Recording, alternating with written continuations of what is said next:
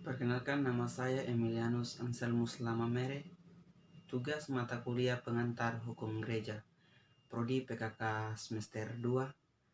Dalam video kali ini saya akan berbicara tentang hubungan antara hukum gereja dan teologi. Dalam gereja Katolik ada sekurangnya 4 aliran teologi, yakni teologi biblis, teologi dogmatik, teologi praktis, dan teologi moral. Karena itu, saya akan berbicara tentang hubungan hukum gereja dengan keempat teologi tersebut.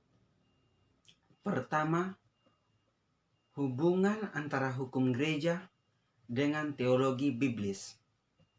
Dalam kitab suci sudah ada cikal bakal gereja yang berkembang menjadi struktur dan tata tertib gereja. Contohnya, cara hidup umat jemaat perdana dalam kitab Kisah Para Rasul. Dan sebagai besar materi hukum gereja, langsung atau tidak langsung bersumber pada kitab suci. Kedua, hubungan antara hukum gereja dengan teologi dogmatik. Banyak bahan dalam hukum gereja, teori yang berbicara tentang ius divinum, merupakan teori teologi dogmatik.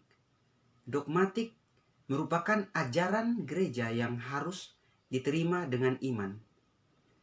Di beberapa kanon, hukum gereja hanya mengambil alih, mengulangi, merumuskan suatu bahan, atau menyatakan dogmatis dalam bahasa yuridis. Contohnya, Tritunggal Maha Kudus.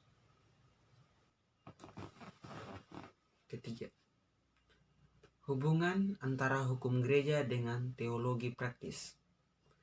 Norma-norma hukum dapat sangat membantu pastoral sebagai usaha penerapan iman dalam situasi hidup.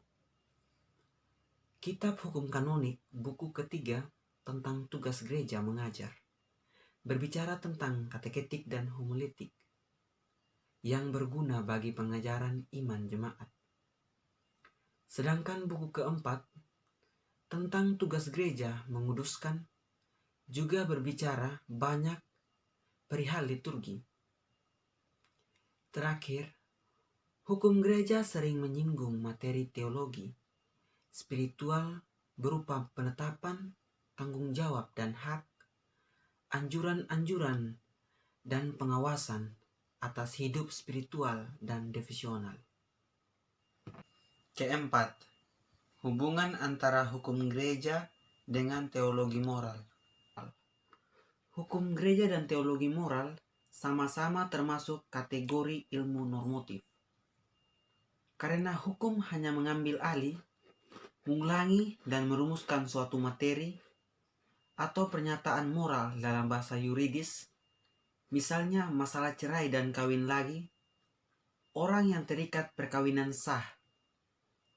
Teologi moral berbicara tentang banyak nilai yang hukum gereja usahakan, dan sebaliknya, hukum gereja menciptakan kewajiban-kewajiban yang mempunyai konsekuensi terikat dalam teologi moral.